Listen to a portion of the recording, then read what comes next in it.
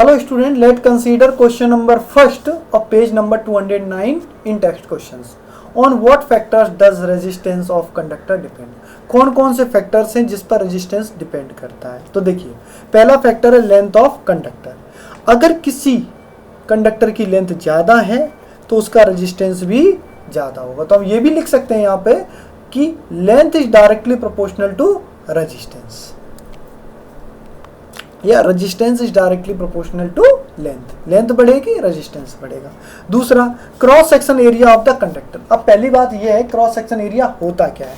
मान लीजिए यही एक कंडक्टर है, तो अगर ये कंडक्टर तो इस तरीके से इलेक्ट्रिसिटी पास होगी तो इसका क्रॉस सेक्शन एरिया बन गया ये वाला एरिया, जो ये एरिया है ना, ये इसका क्या हो गया, क्रॉस सेक्शन एरिया हो गया। ये इसे हम काट दें तो एक नया, यहाँ से नहीं, मैं आपको कैप से दिखाता हूँ।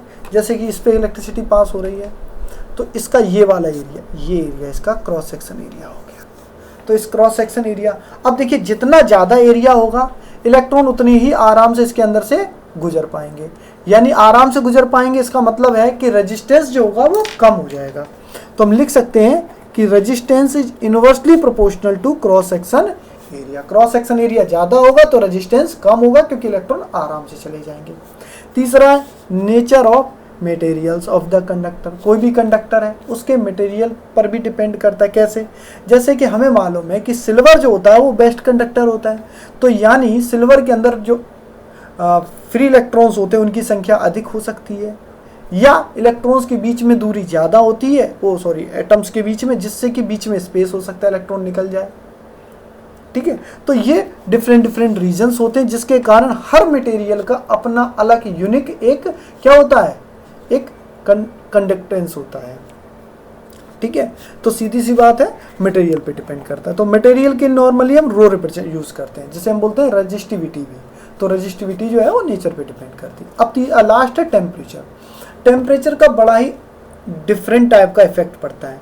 अगर नॉर्मल कंडक्टर है, नॉर्मल केस में, नॉर्मल कंडक्टर के लिए मैं लिख देता हूँ, नॉर्मल कंडक्टर के लिए मेटल से, अगर कोई भी मेटल है तो अगर टेम्परेचर बढ़ाएंगे तो उसका रेजिस्टेंस बढ़ जाएगा। लेकिन अगर आप सेमी कंडक्टर रखते हैं,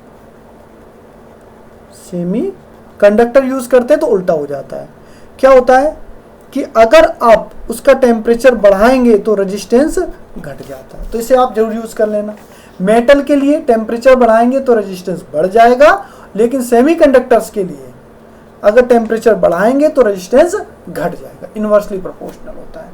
आई होप इस वीडियो के हेल्प से आपको ये क्वेश्चन अच्छी तरीके से समझ में आ गया होगा।